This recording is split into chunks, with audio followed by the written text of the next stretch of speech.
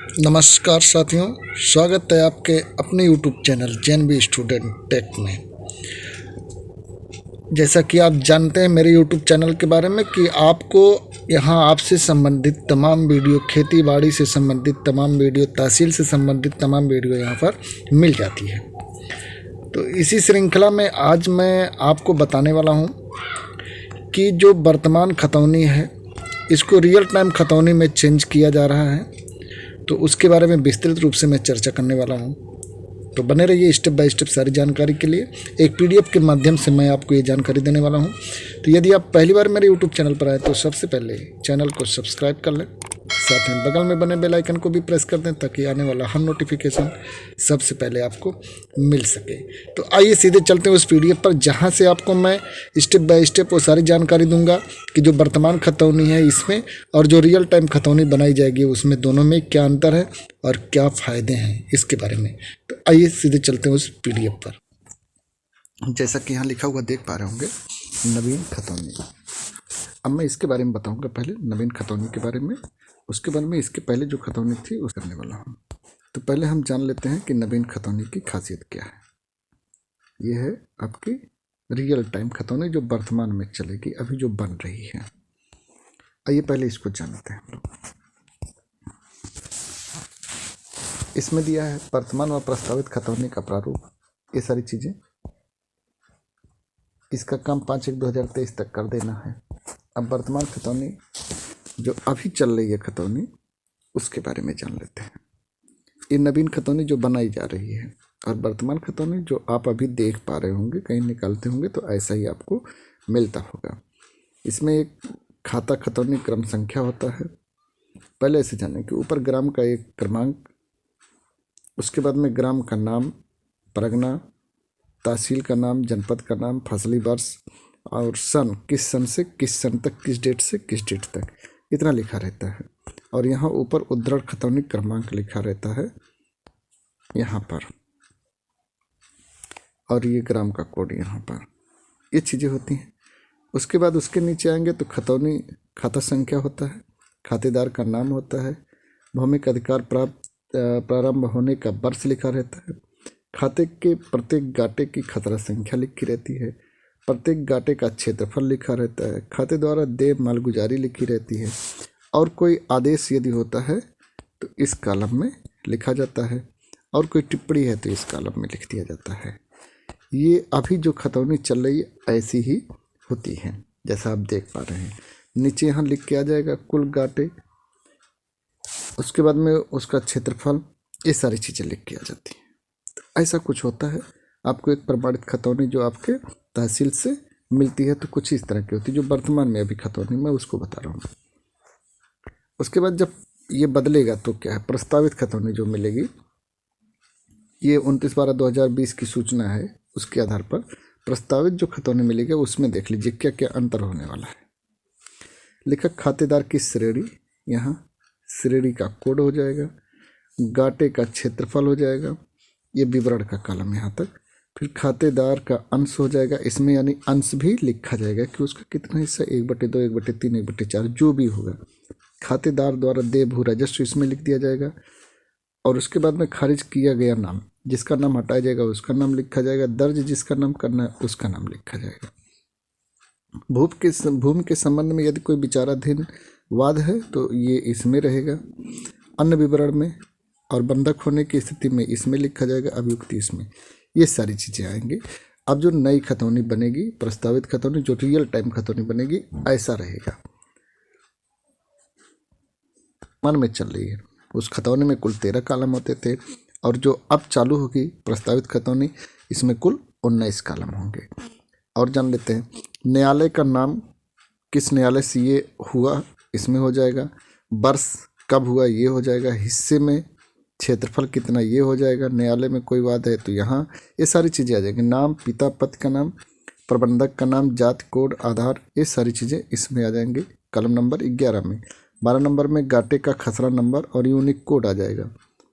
13 number column में क्षेत्रफल आ जाएगा। 14 नंबर कॉलम में अंतिम 4 अंक अथवा पैन नंबर, स्थान के अंक, जन्म तिथि, अवयस्क हेतु ये आ जाएगा इसमें। गाटे का खसरा नंबर यूनिक कोड यहाँ आ जाएगा, क्षेत्रफल यहाँ आ जाएगा। ये सारी चीज़ें मतलब टोटल 19 कॉलम की। अब ये एक तुलना करके एक दिखाया हुआ, उसको जान लेते हैं कि वर्तमान व प्रस्तावित खतौनी में क्या तुलना किया है, इसको जानते हैं। लिखा वर्तमान खतौनी 13 स्तंभ की होती थी जो मैं पहले बताया, और प्रस्तावित खतौनी जो बनेगी अब 19 कॉलम की होगी। स्तंभ 1 व 2 खातेदार का विवरण होता था, जान लेते हैं। स्तंभ 1 व 2 खातेदार का विवरण होता था, इसमें भी स्तंभ 1 व 2 खातेदार का विवरण रहेगा। खातेदारी प्रारंभ होने का विवरण, इसमें भौमिक अधिकार प्रारंभ होने का वर्ष लिखा जाता था। स्तंभ 3 में, इसमें 3 में लिखा जाएगा न्यायालय का नाम, कंप्यूटरीकृत वाद संख्या, आदेश का दिनांक, जोत का आधार, ये डिटेल इसमें लिखा जाएगा स्तंभ 3 और 4 में। इसके नीचे आ जाते हैं भूमि का विवरण। देखिए हमारे कॉलम 4, 5, 6 में देख लीजिए क्या क्या था। खाते के प्रत्येक गाटे की खसरा संख्या होती थी। कॉलम नंबर 5 में प्रत्येक गाटे का क्षेत्रफल होता था। कॉलम नंबर 6 में देय भू राजस्व ये होता था। अब इसमें देखिए क्या क्या हो जाएगा। जो वर्तमान खतौनी प्रस्तावित हो रही है, इसके जो नई खतौनी अब बनेगी रियल टाइम, उसमें क्या है। स्तंभ 5 में खाते के प्रत्येक गाटे का खसरा नंबर होगा, यूनिक कोड, एक ही बढ़ जाएगा यूनिक कोड। स्तंभ 6 में गाटे का क्षेत्रफल होगा, वहाँ स्तंभ 5 में गाटे का क्षेत्रफल होता था। स्तंभ 7 में खातेदार का अंश हिस्से में होगा, अब हिस्सा वहाँ नहीं होता था, अब इसमें हिस्सा भी होगा। स्तंभ 8 में खातेदार का अंश होगा, यानी उसका कितना क्षेत्रफल हुआ। स्तंभ 9 में खातेदार द्वारा देय भू राजस्व, इसमें कितना उसको राजस्व देना है, ये हो जाएगा कॉलम 9 में। अब 3 कॉलम यहीं बढ़ गए भूमि के विवरण में। अब आगे देखते हैं वर्तमान और प्रस्तावित खतौनी में तुलना में क्या है। नामांतरण खातेदार की श्रेणी परिवर्तन का विवरण। हम लोग स्तंभ 7 से 12 में जो पुरानी वर्तमान खतौनी जो चल रही है, उसमें क्या होता था, परिवर्तन संबंधी आज्ञा, उसका सारांश, उनकी संख्या तथा दिनांक सहित और आज्ञा देने वाले अधिकारी का पद लिखा जाता था। अब इसमें क्या होगा, ये कॉलम 10 में आ जाएगा, जहाँ न्यायालय का नाम, कंप्यूटरीकृत वाद संख्या अथवा आदेश संख्या, आदेश का दिनांक, नामांतरण का आधार, कॉलम नंबर 10 में आ जाएगा। कॉलम नंबर 11 में आ जाएगा खारिज किया गया नाम, किसका नाम आप खारिज कर रहे हैं, नाम, पिता, पति, संरक्षक, प्रबंधक का नाम, जाति, कोड, आईडी नंबर, अंतिम 4 अंक, आईडी जो भी लगाए हैं उसका 4 अंक अंतिम का लिखा जाएगा, अथवा पैन नंबर के 6 से 9 स्थान के अंक, पता, जन्मतिथि अवयस्क हेतु। स्तंभ 12 में लिखा जाएगा गाटे का खसरा नंबर, यूनिक कोड, और स्तंभ 13 में क्षेत्रफल लिखा जाएगा। आगे देख लीजिए। अब हम लोग का यहाँ 13 तक खत्म हो जाता था टिप्पणी वाले में, यहाँ 13 के बाद भी चलेगा, कहीं से 19 कॉलम है। फिर लिख रहा है नामांतरण खातेदार की श्रेणी परिवर्तन का विवरण, दर्ज किया गया नाम, एक जगह लिखा जाएगा किसका नाम खारिज किया गया, कॉलम 11 से 13 में। अब कॉलम 14 से 16 तक में किसके नाम से दर्ज किया जा रहा है, उसका नाम, उसके पिता का नाम, ये सारी चीज़ें। और 15 में गाटे का खसरा नंबर और 16 में क्षेत्रफल, ये लिखा जाएगा। हम लोग 13 नंबर में अभियुक्ति लिखते थे, यहाँ अब 17, 18 और 19 में अन्य विवरण रहेगा, जैसे भूमि के संबंध में विचाराधीन राजस्व वादों की कंप्यूटरीकृत संख्या रहेगी, 18 में बंधक होने की स्थिति और 19 में अभियुक्ति रहेगी। आपके शायद आपको समझ में आया हो कि पिछली खतौनी जो चल रही है अभी वर्तमान में, वो खतौनी और जो प्रस्तावित खतौनी है, दोनों में क्या तुलना है। इस तरह से आगे अब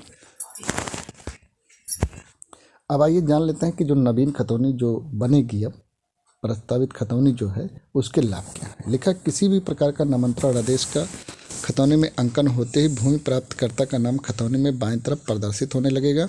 अभी इस कार्य को खतौनी रोस्टर के अनुसार 6 वर्ष पर किया जाता है। अभी तक तो जो खतौनी चल रही है वर्तमान की, उसमें यही होता था कि 6 वर्ष बाद उसमें परिवर्तन होता था, उसका कॉलम मेन कॉलम में उसका नाम आता था। अब क्या है कि ये बराबर आता रहेगा। राज्य में खातेदार का अंश स्पष्ट होने से कृषि योजनाओं में लाभ तथा वित्तीय आवश्यकताओं के लिए हिस्सा प्रमाण पत्र बनवाने की आवश्यकता नहीं होगी, जिससे कृषकों का आमजन को सुविधा होगी। अभी क्या था, जो पुरानी खतौनी थी उसमें ये चीज़ था नहीं, जो वर्तमान खतौनी चल रही है उसमें ये चीज़ था नहीं कि हिस्सा उसका स्पष्ट नहीं था, लेकिन अब हिस्सा स्पष्ट हो जाएगा जो वर्तमान खतौनी आएगी। योजनाओं के क्रियान्वयन में सही खातेदारों के नाम व धृत भूमि का विवरण एक क्लिक पर प्राप्त होंगे, जिससे योजनाओं के क्रियान्वयन में शुचिता व पारदर्शिता आएगी। उसके बाद लिखा, विचाराधीन वादों का विवरण प्राप्त होने से विवादित भूमियों के क्रय विक्रय व तत्क्रम में उत्पन्न विवादों में कमी आएगी। तो ये लाभ हमें मिलने वाले हैं जो वर्तमान खतौनी है। अब जो बनेगी उसमें। वीडियो देखने के लिए धन्यवाद। यदि किसी प्रकार का कोई संशय हो तो कमेंट बॉक्स में आप मुझसे पूछ सकते हैं, उसका जवाब आपको मिल जाएगा।